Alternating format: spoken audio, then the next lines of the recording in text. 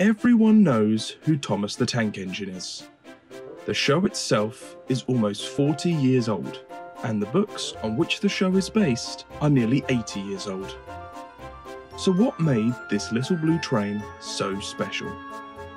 The short answer is a lot. This video won't be a huge in-depth analysis, but rather a brief overview of some of the different elements that I believe made the first 5 series so great.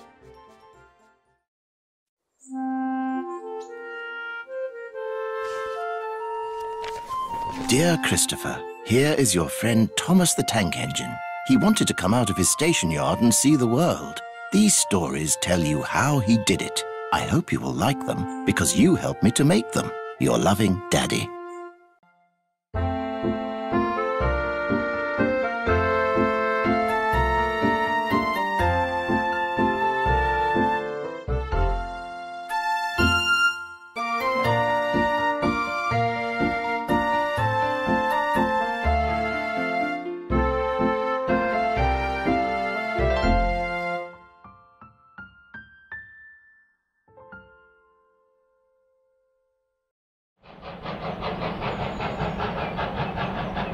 I had a railway background, and quite naturally the interest transferred itself to my son, and when he was ill with measles at the age of 3, it was most natural for me to tell him stories about trains.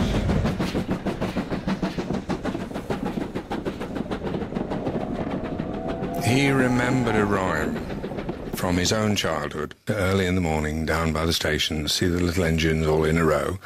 Along comes the driver, pulls the little lever, beep, beep, and off we go. And because words perhaps aren't terribly interesting to a 2-year-old, he drew a picture to go with it. And they all had faces, and one of the faces was a sad one. And this drew perhaps the inevitable question, why is he sad, Daddy? Well, he said, he hasn't been out for a long time. Why hasn't he been out for a long time, Daddy? Well, the other engines are all bigger than he is, so the drivers choose them first. What's the engine's name, Daddy? Edward, he said. He then made me a small model engine, and I asked for stories about my engine. He said, okay, yeah, I can make up stories about your engine, but first it has to have a name. Why don't we call it Thomas the Tank Engine? An island of talking steam trains, painted in bright colours with very unique personalities. Hot-headed James, who is always showing off and wanting to be the centre of attention.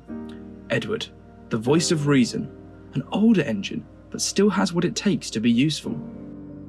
And of course, Thomas, the little blue tank engine, who's eager to prove himself, but his cheekiness can sometimes land him in trouble. What makes these characters so fun is how they interact with each other, each offering a unique perspective and how each character always has something to learn. Not one of these characters is perfect.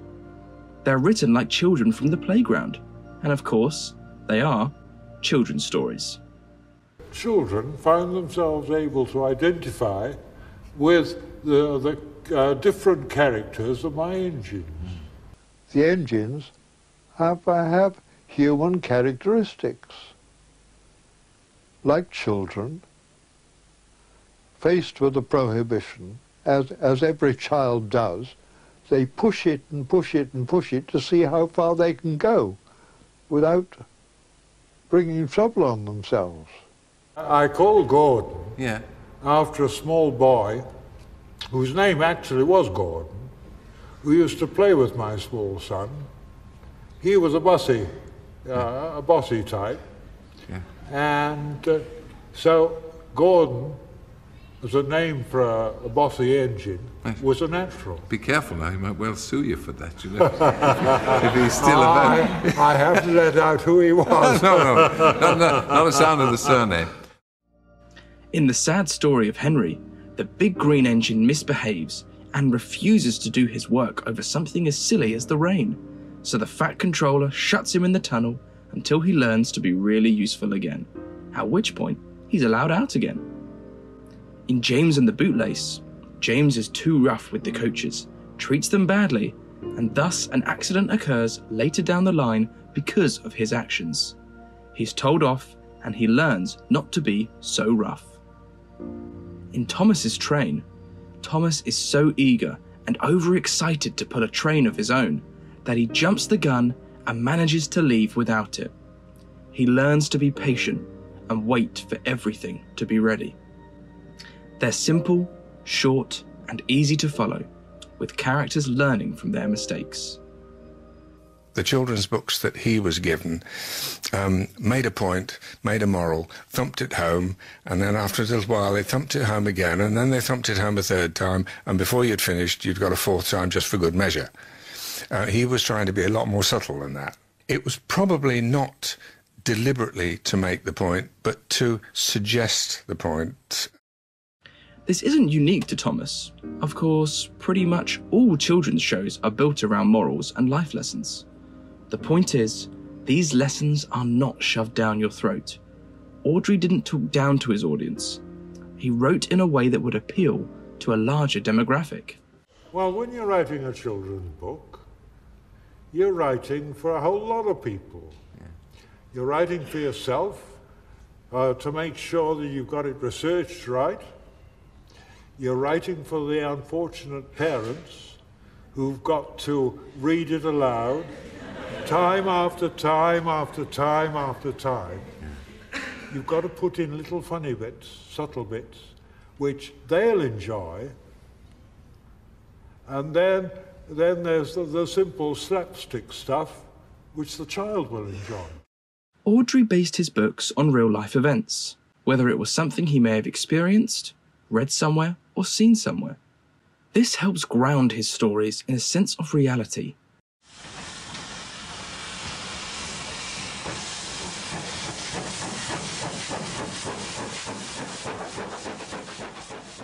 It's more real than we could possibly imagine, and it seems to remind us of a world that is gone. As you look at those drawings, first drawn by C. Reginald Dalby, you see those green hills and the blue distant mountains and the sea beyond, and you see the cows strolling through the meadows, and you see the children standing alongside the line waving at the trains as they go by. That is an evocation of an age that is gone, and it's always created in glowing iridescent colours, and those colours and those pictures leap off the page at you.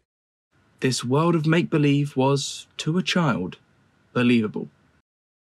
Did he ever intend, really, for it to be anything other than a story for his children? No. It was about the farthest thing from his thoughts when they were created. It just sort of took life, really.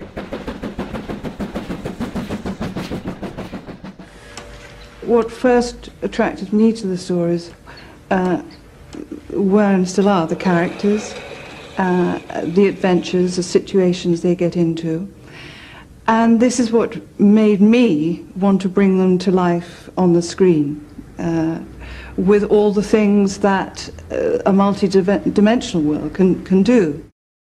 Thomas the Tank Engine and Friends, as the show was known then, premiered in the UK in 1984, spearheaded by Britt Allcroft.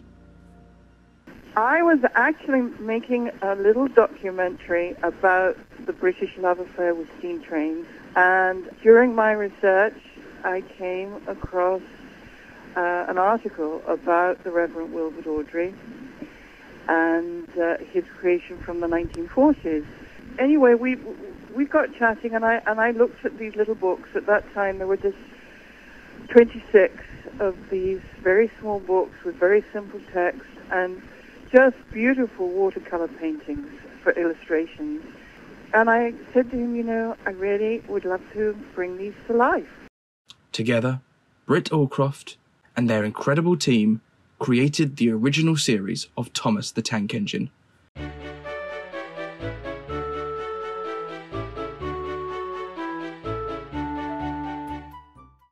All of us on the original Thomas team were completely united in the mission that we had and still have, to bring fun, comfort, and inspiration into children's lives through the enchantment of storytelling. What I cared about was that little children who were sitting at home would really feel that this world existed, and they could be there, that they could go there. And then someone said to me, you know, there's a guy who's doing a lot of commercials, and he's got a yogurt commercial on at the moment. I said, what's that got to do with, you know, steam trains? But I actually looked at this commercial, and I met him, and of course it turned out to be David Mitten. David Mitten was the director of the original Thomas and Friends series, and with him, he brought energy, excitement, and life to the show. The filmic translations of these things are very difficult in many ways, because there's a terrific difference from a chap sitting on an end of a bed telling a little chap in bed, which you probably know yourself, where you can stop between sentences and really get into detail because he's asking you the questions. In filming it, you've got to explain all the questions filmically there so that there's no mistake, there's no misunderstanding, and the story is clear. The engines themselves were Gauge 1 models that ran on model track, had moving eyes, and live-action smoke effects. Each miniature engine, and there are now 17 of them, has several dozen faces to capture the mood of the moment. But it's the eyes, animated by radio control, which give each engine a personality of its own. You cannot talk about Thomas the Tank Engine without paying tribute to the genius of those grey, round faces. They all have different expressions for whatever they're handling at the time. And so the servos inside there control these eyes, as you can see. So if he can go do a silly little thing, left and right, and of course, up and down, and actually, using this lens, which my cameraman and I designed up together, it can track with the engine, along the engine tracks as well, alongside it, with it, fly over bridges and track with it. It can do anything. The colours they used for the engines stood out on the screen. With vibrant reds and perfect blues, they helped each character stand out from the rest. When the team introduced the narrow gauge engines, they decided to deviate from the books, which painted all of the locomotives red once they arrived on the Skarloey Railway. The show instead opted to keep Peter, Sam and Sir Handel green and blue respectively, as well as giving Duncan a unique yellow and Rusty his distinct orange, after his namesake, I imagine. Although this meant that one of the adaptations implies that the trucks are colourblind, it gave each character its own defined appearance, which again added to the beauty of the show. The sets were huge, bright, colourful and busy. They quite literally felt like a storybook coming to life. Everything was picture perfect. But we have a passion for the island of Sodo, that the fluffy clouds are very important, friendly clouds, which match the character of Thomas. The trees are always lovely and green and the flowers are always colourful. And Thomas lives in this land and he loves it. It's a child's image of how nature should really be. Robert Gould Golliers was the art director for Thomas the Tank Engine. He designed sets and storyboards, and his illustrations were brought to life.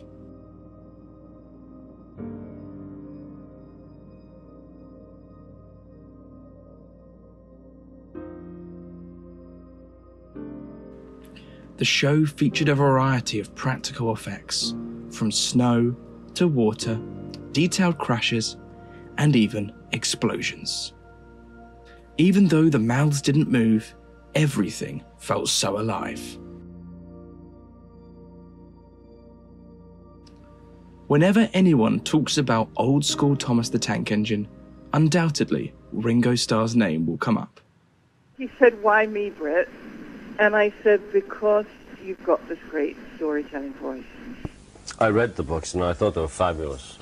You know, I thought they were really good books, and also the drawings in the book, the style of them I loved, and she convinced me that, you know, they were going to be animated in that style. You know, they weren't going to make them cheap looking, so. Ringo Starr voiced the first two series for the UK and the US dubs before eventually leaving the show. He was then replaced by Michael Angelis in the UK and George Carlin in the US, who was then superseded by Alec Baldwin. Each narrator brought their own individual style to the role, with their interpretations of how the characters spoke and acted. James was very rude whenever he saw them. Ugh, what dirty objects, he would say. Really reliable. That's me, panted James. Pity the same can't be said for Percy. Goodbye. Oh, please. Now, excuse me, Sir Topham Hatt needs me to pull the express. Pah! Snorted James. Now, excuse me, the fat controller needs me to pull the express. The original theme tune to Thomas the Tank Engine is so iconic. Everyone knows it, even though it hasn't been the theme tune for 20 years. The music of Thomas the Tank Engine brought the show to life. Beautiful music that felt whimsical and made these stories feel like a fairy tale. Each engine had their own unique themes that perfectly encapsulated that character. These themes also didn't remain the same from series to series. They developed and grew with the characters. I think that one of the reasons why Thomas was so successful, it was that it appealed to parents and grandparents alike, and the kids, of course. And so we were just trying to make the music not so kidsy. The classic series of Thomas the Tank Engine at least starts off quite faithful to the books. Series 1, 2 and 4 being almost wholly adapted railway series stories. Series 1 introduces us to Sodor, nicely giving the core 7 characters, Thomas, Edward, Henry, Gordon, James, Percy and Toby, all starring roles, lifting stories from the first 8 books. When adapting the books for television, there were alterations, such as Edward's Day Out and Edward and Gordon being merged, as well as additional or altered scenes to accommodate the inclusion of other characters, most notably, of course, the titular character, Thomas. Hello, Duck. Going fishing? I'd take care if I were you. Some elements were made a little more kid-friendly. For example, this scene, when Gordon finds out steam engines are being scrapped. Is it true, sir, what the diesels say? What do they say? They boast that they've abolished steam, sir. Yes, Gordon, it is true. What, sir? All my Doncaster brothers drawn the same time as me? All gone, except one. The guard's whistle blew, and Gordon puffed sadly away. Is it true what Diesel says, sir? What does he say? That diesels are taking over? Don't worry, Gordon, that will never happen on my railway. And one more thing, sir. Why did the visitor have 2 tenders? Because he lives on a railway with long distances between coaling depots. Gordon felt better. I think its use of characters was also very clever too. Having Bill and Ben be the engines that Percy spoke to in Percy Takes the Plunge, or Oliver being the engine Thomas is talking to in Thomas and the Special Letter. Of course, this was most likely done due to budget, but this made the island feel a little more contained. There were times we saw real-life engines, but that said, we only saw the tenders for Flying Scotsman as it was a plot point for the episode, and the city of Truro didn't actually have a face. The books initially were simpler, but as they got more complex and explored more of the island, the showrunners ran out of material, so they started to write their own stories. Magic, being the content on the screen, free of any purpose other than to enchant children. Infamously, the Reverend Wilbur Awdry wasn't best pleased about some of these changes. Henry is enraptured by the forest which he goes through. The driver says to Henry, "We've made good time over the last section. Let's stop for a bit." Well, what responsible driver would stop as if he was in a in a roadside lay-by. You can't do it. They've shown a lamentable ignorance of Rule 55. Ensure that the signalman is aware of your position on the track. That's Rule 55. So while the stories moved away from purely Railway Series accurate adaptations and moved on to original stories, those same crucial elements remained the same. The engines were still engines. They couldn't leave the tracks, and they were all still railway-based. Percy's right, Duck thought to himself. Engines are happiest when their wheels are firmly on the rails. Series 5 saw the addition of a railway consultant, David Maidman, to help the writers use real-life railway events to inspire the stories. The core of the show was still the same. The morals of these stories were never jammed down the kid's throat. They weren't blatant. They weren't in capital letters. They were gently massaged into the framework of the show. The show didn't tread the same ground. You had a variety of episodes, each with their own style and tone. Not every episode has a perfect, resolute ending. Some have an open ending, leaving the rest of the story to the child's imagination.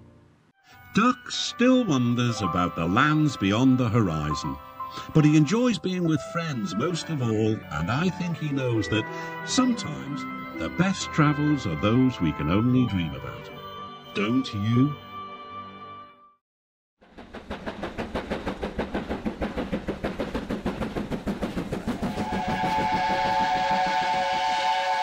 I think the fascination for, certainly from the children's point of view, is that they can actually see it working. They can see the steam, they can see the rods moving, they can see the wheels moving. You get in a modern locomotive, a diesel locomotive, you press a button and it goes brum, and hopefully it moves. This you can actually see in action, you can see the power and feel it. And there's a sort of distinctive smell about a steam engine too. All the stories are based on actual railway incidents.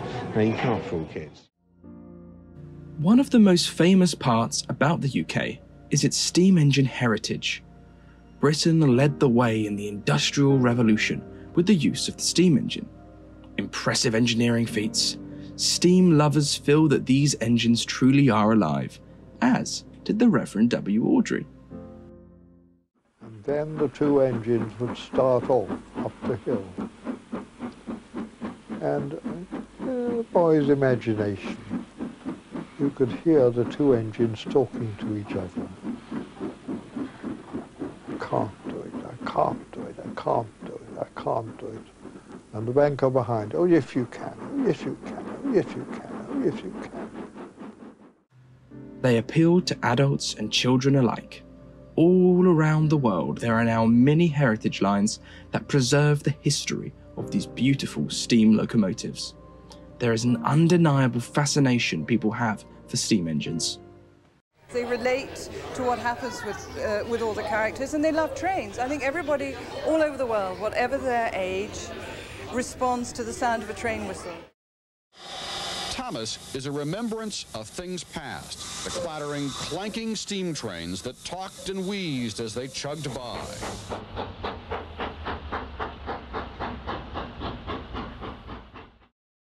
Each of us needs to do something to bring back real human flesh and blood contact and storytelling into every family's life. Yeah. Thomas the Tank Engine was truly a special show. And today, it still is.